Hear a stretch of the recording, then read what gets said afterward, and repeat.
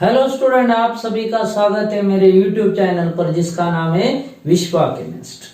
आज के लेक्चर में अपन डिस्कस करेंगे law of chemical combination, some basic concept of chemistry का one of the important concept that is law of chemical combination. ये ऐसे अलग अलग लॉज है जहां पर अपन टोटल 5 लॉ देखने वाले हैं जो बताते हैं कि how compound is form from element से कंपाउंड कैसे बनाया जाता है या केमिकल रिएक्शन में क्या क्या चेंजेस होते हैं उसका करेक्ट क्वांटिटेटिव रिलेशन देने वाला ये कंसेप्ट है that is law of chemical combination. एक एक करके अपन डिस्कस करेंगे। सबसे पहला लॉ है law of conservation of mass. Law of conservation of mass.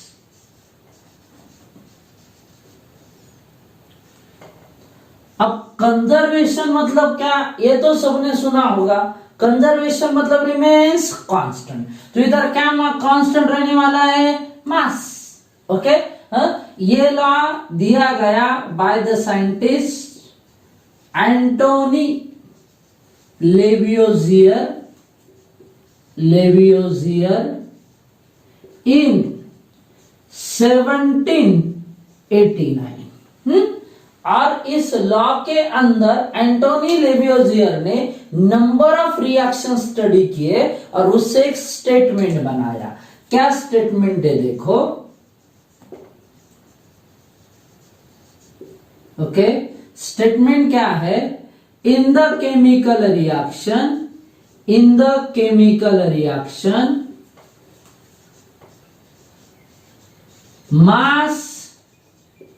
mass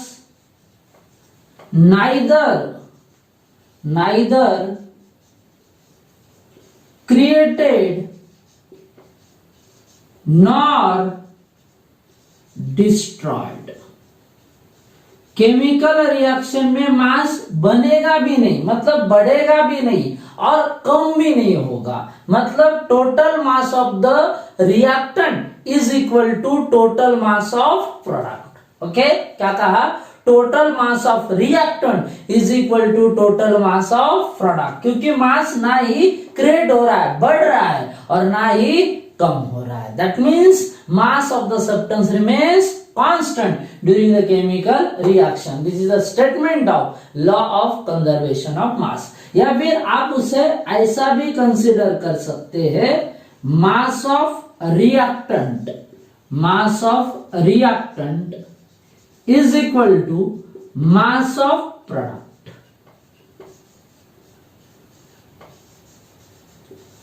okay, जैसे एग्जांपल लेते हैं, common example well known neutralisation का, NaOH कंबाइन हो गया HCl के साथ, तो ये बना देता है क्या, NaCl plus H2O। Okay, common reaction है, रिएक्शन देखेंगे तो ऑलरेडी बैलेंस है। सोडियम एक OH मतलब ऑक्सीजन एक, इधर एक हाइड्रोजन, इधर एक हाइड्रोजन, तो 2 हाइड्रोजन और 1 ऑक्सीजन, क्या बना दिया, वाटर। और ये Cl इधर चला गया Na के साथ और बनाया NaCl। अब इसको अपन प्रूव करेंगे with the help of law of conservation of मास। अब इनका मास निकालेंगे। जैसे अपने को NaOH का मॉलिक्यूलर मास निकालने का है, तो उसके लिए आपको एटॉमिक मासेस मालूम होने चाहिए। सोडियम का एटॉमिक मास कितना होता है, 23, ऑक्सीजन का 16, हाइड्रोजन का 1, 23 प्लस 16 39, 39 प्लस 1 कितना हो गया, 40। हाइड्रोजन का एटॉमिक मास 1, क्लोरीन का 35.5, तो टोटल 36.5। और इन दोनों का समेशन किया तो आ जाना चाहिए कितना, 76.5। ये मास हो गया किसका, रिएक्टेंट का। अब प्रोडक्ट का भी देखते, Na का 23, Cl का 35.5, तो 35.5 प्लस 23, ये टोटल हो गया क्या, 58.5। ओके, वही अगर आप वाटर का देखेंगे, हाइड्रोजन का 1 इंटू 2 प्लस 16 टोटल इज 18। और इन दोनों का अगर एडिशन किया देखो कितना आएगा, ये 5, इधर डेसिमल पॉइंट 8 प्लस 8 16 का 6 कैरी 1 5 प्लस 1 6 और वो कैरी 1 कितना हो गया 7। क्या समझ में आया? रिएक्टेंट का मास कितना था 76.5 और प्रोडक्ट का भी कितना आ गया 76.5। मतलब in a chemical reaction mass remains constant, मतलब फॉलो हो रहा है क्या law of conservation of mass. और एक एग्जांपल लेते कंबशन का। एक्चुअली ये जो लॉ है एंटोनी लेवियोजियर ने कंबशन रिएक्शन के साथ ही ज्यादा एक्सप्लेन किया था, लेकिन हर रिएक्शन में अप्लाई होता है। जैसे CH4 O2 के साथ गया क्या बना देगा CO2 प्लस H2। बैलेंस करो रिएक्शन को, कार्बन 1 इधर 1 ही, हाइड्रोजन कितने 4, इधर कितने दिखाई दे रहे 2, तो बैलेंसिंग के लिए कितने लेंगे ट्वाइस। ऑक्सीजन देखो इधर 2 है, इधर 2 और ये 2 4 हो गए, तो बैलेंसिंग के लिए ट्वाइस। अब मास निकालेंगे रिएक्टेंट का भी और प्रोडक्ट का भी। कार्बन का 12, हाइड्रोजन का 1 इंटू 4 प्लस 12 मतलब कितना हो गया 16। ऑक्सीजन कितने देखो 2 2 जा 4, ऑक्सीजन का एटॉमिक मास 16 4 था कितना हो गया 64। 64 प्लस 16 एडिशन किया तो 6 प्लस 4 10 का 0 कैरी 1 6 प्लस 1 7 और वो कैरी 1 कितना 8, मतलब 80 मास आ गया किसका रिएक्टेंट का। अब अपन देखेंगे प्रोडक्ट का। तो अब इसमें क्या है देखो, कार्बन का एटॉमिक मास कितना 12, ऑक्सीजन का 16 2 जा 32 प्लस 12 कितना हो गया 44, प्लस इधर वाटर का भी निकाला था कितना 18, कितने वाटर है 2, तो 18 2 जा कितना हो गया बेटा 36। मेक अ समेशन 4 प्लस 6 10 का 0 कैरी 1 4 प्लस 3 7 और वो कैरी 1 कितना हो गया 8।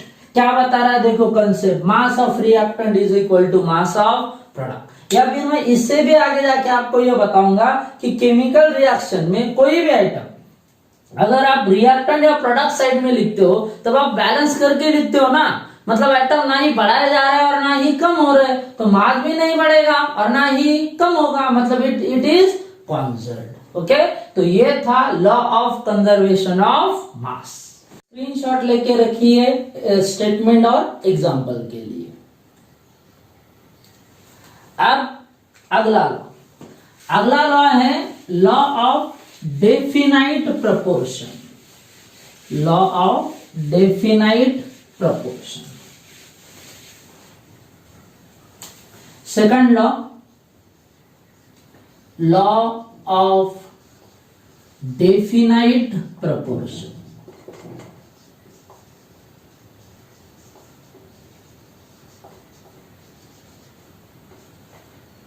वर्ड तो सुना होगा ना definite proportion. Definite means fix. Okay, अब ये लॉ अपने को दिया by the scientist Joseph Proust. किसने दिया ये? Joseph Proust. एकदम सिंपल स्टेटमेंट है। क्या है देखो, the given compound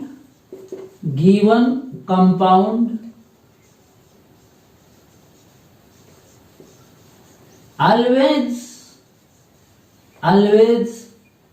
contain same proportion of element। क्या लिखा? The given compound always contains same proportion of element by mass। Okay, इसमें थोड़ा सा आप आगे भी लिख सकते हैं इरिस्पेक्टिव ऑफ इट्स सोर्स और preparation method. Irrespective of its source और प्रिपरेशन मेथड। किसी भी कंपाउंड के अंदर पर्टिकुलर एलिमेंट का प्रोपोर्शन कैसा होगा, same, by mass irrespective of its source और प्रिपरेशन मेथड। कहां से आया, कैसे बनाया, ये इधर कुछ भी मायने नहीं रखता। पर्टिकुलर एलिमेंट का प्रोपोर्शन हमेशा फिक्स होगा। मैं ऐसा कुछ समझा रहा हूं, जैसे एग्जांपल के तौर पर अपन ने लिया मीथेन। मीथेन का फॉर्मूला क्या है, CH4।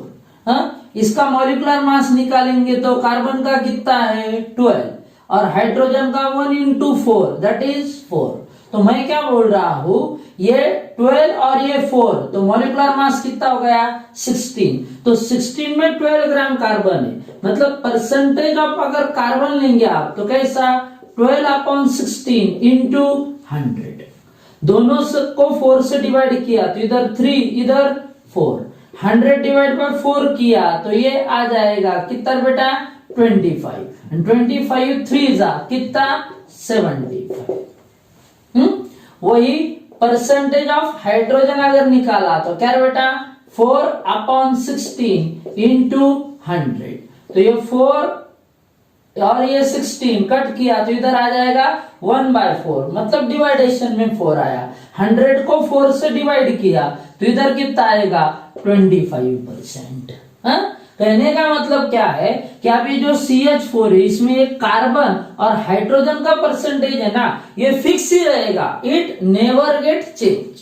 किसी भी कंडीशन पे ये चेंज ही नहीं होगा। क्यों चेंज नहीं होगा, मैं थोड़ा सा अलग सोच रहा हूं कि मीथेन का कभी फार्मूला चेंज होगा क्या। मीथेन का अगर फार्मूला चेंज नहीं हुआ तो ये प्रोपोर्शन कैसे चेंज होगा।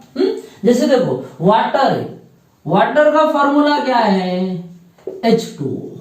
ये कौन से वाटर का फार्मूला है, कौन से भी वाटर ले लो यही फार्मूला है। तो इसके अंदर अब हाइड्रोजन और ऑक्सीजन का प्रोपोर्शन बाय मास सेम हो गया ना, तो ये कभी भी चेंज नहीं होगा। यही बता रहा है कौन, लॉ ऑफ डेफिनाइट प्रोपोर्शन, या फिर उसको ऐसा भी बोलते law of constant proportion, fix proportion, उतना ही रहेगा, नेवर गेट चेंज। जैसे वाटर में भी अगर आप देखेंगे हाइड्रोजन का एटॉमिक मास 1 into 2 हो गया, ऑक्सीजन का 16 तो टोटल कितना हो गया 18। तो परसेंटेज अगर निकाला हाइड्रोजन का तो कितना 2/18 इंटू क्या बेटा 100। 2 से डिवाइड किया तो ये 1 जा इधर 9 जा, 9 से 100 को डिवाइड कर दो तो कितना आ जाएगा 11.11%। कौन आ गया हाइड्रोजन। ऐसे अगर आप परसेंटेज निकालते हो किसका ऑक्सीजन का, तो 16 डिवाइड बाय क्या बेटा 18, दोनों को 2 से डिवाइड करो, इधर 8 इधर 9 इंटू ये क्या बेटा 100। तो 8 इंटू 100 कितना हुआ 800 डिवाइड बाय 9 कर दिया तो 9 8 जा कितना 72, बचा 8 पे 0 रखा, फिर 8 जा 72, फिर बचा 8 आते जाएगा। 8 5 से बड़ा होता है तो आखिरी 8 को अपन क्या कर देंगे 9। तो ये आया 88.89% ऑक्सीजन और हाइड्रोजन आया 11.11%। तो ये जो प्रोपोर्शन है हाइड्रोजन का और ऑक्सीजन का वाटर के अंदर always remains constant, it never get change. ये है law of definite proportion. Statement और एग्जांपल के लिए एक स्क्रीनशॉट लेके रखो। अब अगला और तीसरा लॉ है law of multiple proportion. Law of multiple proportion क्या है देखो,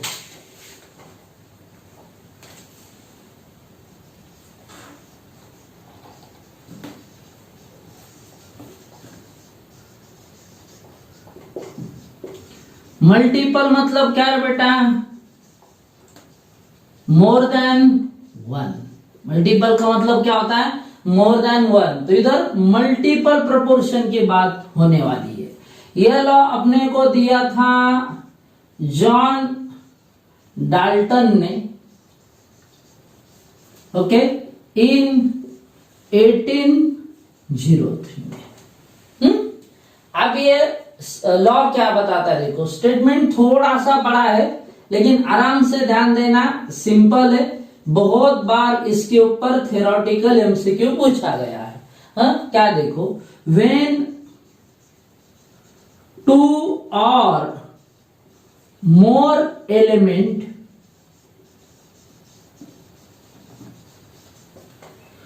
combine with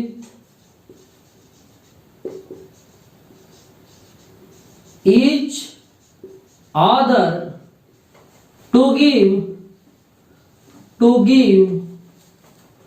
two or more compounds। दो या उससे ज्यादा एलिमेंट एक दूसरे के साथ कंबाइन हुए और दो या उससे ज्यादा कंपाउंड अगर बनाए तो the masses of one element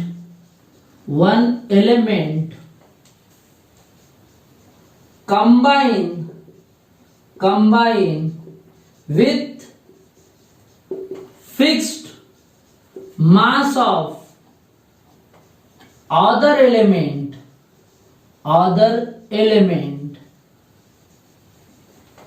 have whole number ratio। Statement थोड़ा बड़ा है, फिर से एक बार मैं बताता हूं, दो हिस्सों में समझना, जल्दी समझ में आ जाएगा। क्या कहा देखो, when two or more element combine with each other to give two or more compound। ये एक पार्ट बना लेने का। दो या उससे ज्यादा एलिमेंट कंबाइन हुए और दो या उससे ज्यादा कंपाउंड बनाए।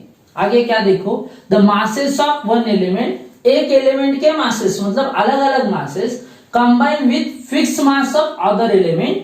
फिक्स मास लिया अदर एलिमेंट का, तो एक एलिमेंट के जो अलग अलग मासेस है, हैव होल नंबर रेशियो, एक का मास फिक्स लिया तो दूसरे एलिमेंट के जो मासेस है उसमें सिंपल होल नंबर रेशियो होना चाहिए। एग्जांपल लेते और क्लियर होगा। जैसे देखो, CO एंड CO2 दोनों में एलिमेंट सेम है, देखो कार्बन एंड ऑक्सीजन, लेकिन कंपाउंड अलग अलग है। जैसे इधर कार्बन का मास कितना है 12, तो ऑक्सीजन का 16, कार्बन का 12, ऑक्सीजन 2 है तो 16 2 जा 32। बात को ये समझना है कि एक का मास फिक्स है, कार्बन का इधर 12 एंड 12, तो उसका रेशियो नहीं निकालने का है, रेशियो किसका है ऑक्सीजन का, तो 16:32। मतलब क्या है बेटा 1:2, खत्म बात, होल नंबर रेशियो आया। और एक एग्जांपल लेते हैं, CH4 एंड C2H4, कार्बन का एटॉमिक मास वापस 12, हाइड्रोजन का 1 into 4 4, कार्बन का 12 2 जा 24, हाइड्रोजन का 1 into 4 4। तो इधर मास किसका कांस्टेंट है, हाइड्रोजन का 4 4 आ रहा है, तो कार्बन का रेशियो आएगा मतलब 12:24, दैट इज 1:2। बात खत्म। हमको सिर्फ इतना दिमाग में रखना है कि इसमें एलिमेंट सेम चाहिए, कंपाउंड दो या उससे ज्यादा चाहिए और एक एलिमेंट का मास कांस्टेंट होना चाहिए। जैसे देखो इधर कार्बन हाइड्रोजन कांस्टेंट कौन है, हाइड्रोजन। अब एग्जांपल के तौर पर देखिए, ये जो CH4 है ये C2H4 के साथ मल्टीपल प्रोपोर्शन बता रहा है, लेकिन C2H6 के साथ नहीं बता सकता। क्यों? क्योंकि इन दोनों में एलिमेंट सेम है, लेकिन कार्बन भी तो चेंज हो रहे हैं, एक है इधर 2 है, हाइड्रोजन भी चेंज हो रहे हैं, 4 है और ये 6। हाँ, इन दोनों में law of multiple proportion follow हो सकता है। कैसे? कार्बन सेम आया, ओके, हाइड्रोजन इधर 4 है और इधर 6 है, मतलब रेशियो किसका मिलेगा, हाइड्रोजन का। ओके, एलिमेंट सेम, कंपाउंड 2 या उससे ज्यादा, एक एलिमेंट का मास कांस्टेंट तो दूसरे में रेशियो।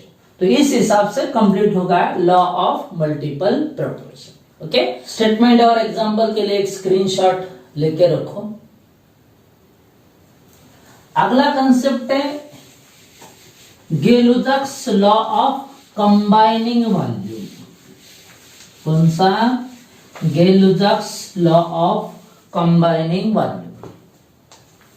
फोर्थ वन लॉ,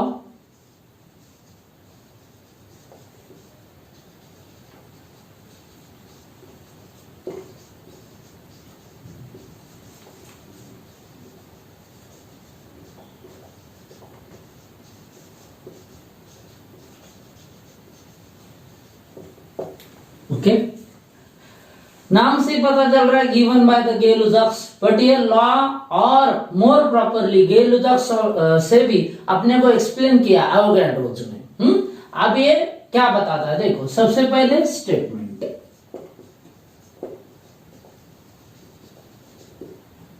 क्या, देखो व्हेन गैसेस कंबाइन और produce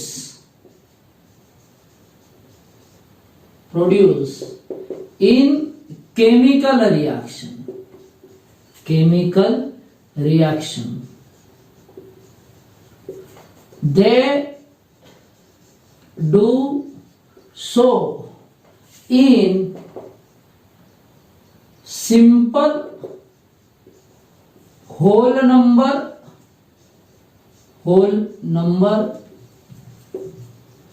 ratio of volume, okay, and provided volume measured at constant temperature and pressure,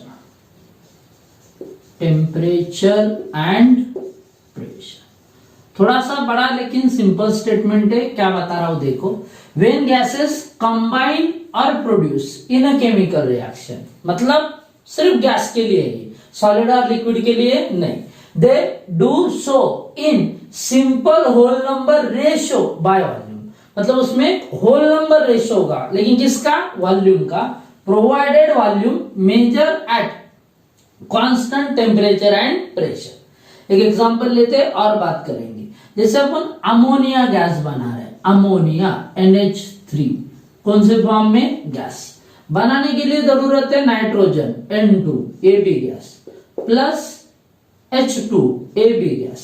पहले रिएक्शन को बैलेंस करते हैं, नाइट्रोजन 2 है, बैलेंसिंग के लिए ट्वाइस ले लो, तो हाइड्रोजन 3 2 जा 6 हो गया, तो इधर 3 ले लीजिए। मतलब क्या, एक नाइट्रोजन है तो 3 हाइड्रोजन चाहिए, और अमोनिया कितने बनेंगे, 2।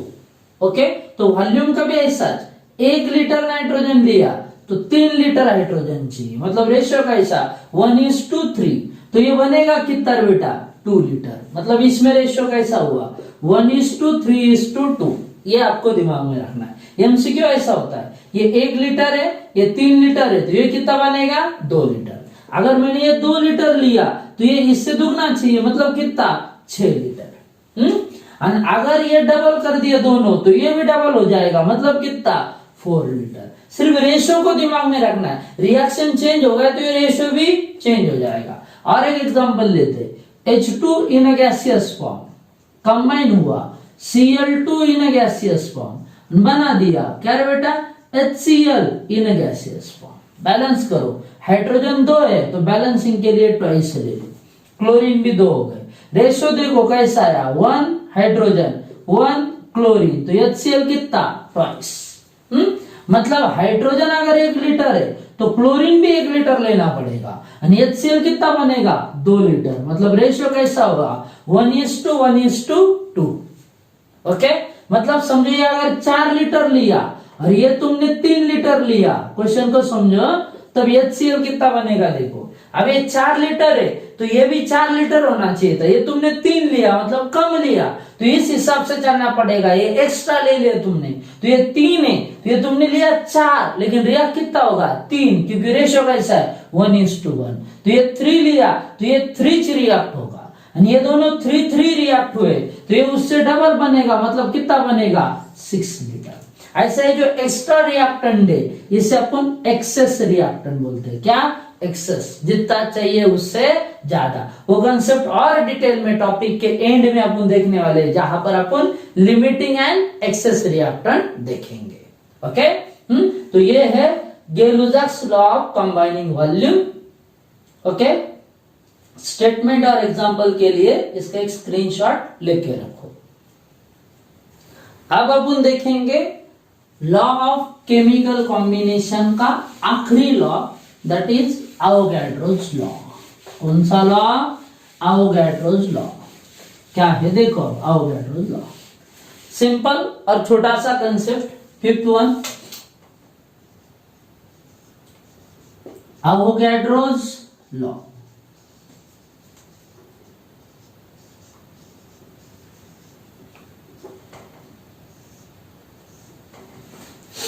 अब इसके अंदर कंसेप्ट क्या देखो, स्टेटमेंट ऐसा है, नाम से पता चल रहा है एवोगैड्रोस ने दिया हुआ।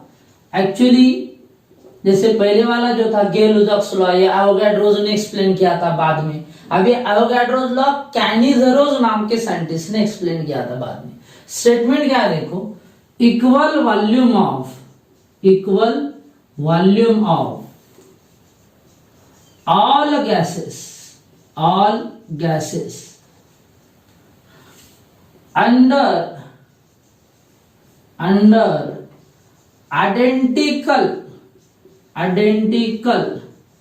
condition, मतलब same condition, identical condition of temperature and pressure, under identical condition of temperature and pressure contain equal number of molecules। कोई भी गैस हो, अगर आइडेंटिकल कंडीशन है टेम्परेचर एंड प्रेशर का, तो उसके मॉलिक्यूल्स कैसे होंगे? सेम। जैसे मैंने कहा example, at STP, okay, STP पे कंसिडर किया standard temperature and pressure, 4 litre of CO2 and 4 litre of क्या? N2। तो इन दोनों के मॉलिक्यूल्स सेम आने चाहिए। क्या सेम आने चाहिए? मॉलिक्यूल्स। कौन बता रहा है? ये एवोगैड्रोस लॉ। इसका मतलब ये हुआ, वॉल्यूम बढ़ेगा तो नंबर ऑफ मॉलिक्यूल्स बढ़ेंगे, वॉल्यूम कम होगा तो नंबर ऑफ मॉलिक्यूल भी कम होंगे, लेकिन कहां पर? Identical condition of temperature and pressure. या आप ऐसा भी बोल सकते हो, when temperature and pressure remains constant, then volume of gas is directly proportional to its क्या? Number of molecules. मतलब अगर इस लॉ को मैथमेटिकली अपने को देने का है, कैसा? मैथमेटिकली, तो अब हम बोलेंगे volume of gas is directly proportional to किसको? नंबर ऑफ मॉलिक्यूल्स को। मतलब नंबर ऑफ मॉलिक्यूल्स बढ़ेंगे तो वॉल्यूम बढ़ेगा, नंबर ऑफ मॉलिक्यूल्स कम होंगे तो वॉल्यूम कम होगा। इसका ही तो मतलब हुआ कि इक्वल वॉल्यूम है तो मॉलिक्यूल भी इक्वल है। मतलब कैसा प्रोपोर्शनल है? डायरेक्टली। तो इस हिसाब से अब कंप्लीट ये हो गया एवोगैड्रोस लॉ, और आज का लेक्चर भी खत्म, जिसके अंदर अपन अलग अलग 5 लॉ डिस्कस किए। पहला लॉ था लॉ ऑफ कंजर्वेशन ऑफ मास, दूसरा लॉ था लॉ ऑफ डेफिनेट प्रोपोर्शन, तीसरा लॉ था law of multiple proportion, fourth law था गेल-लुकास लॉ, और आखिरी ये लॉ कौन सा? Avogadro's law. ओके, ये न्यूमेरिकल के लिए भी इंपॉर्टेंट है। जैसे अपन इस टॉपिक के एमसीक्यू शुरू करेंगे, इसकी अपने को और जरूरत पड़ेगी। ओके, तो please like, share and subscribe my YouTube channel for more videos. Thank you.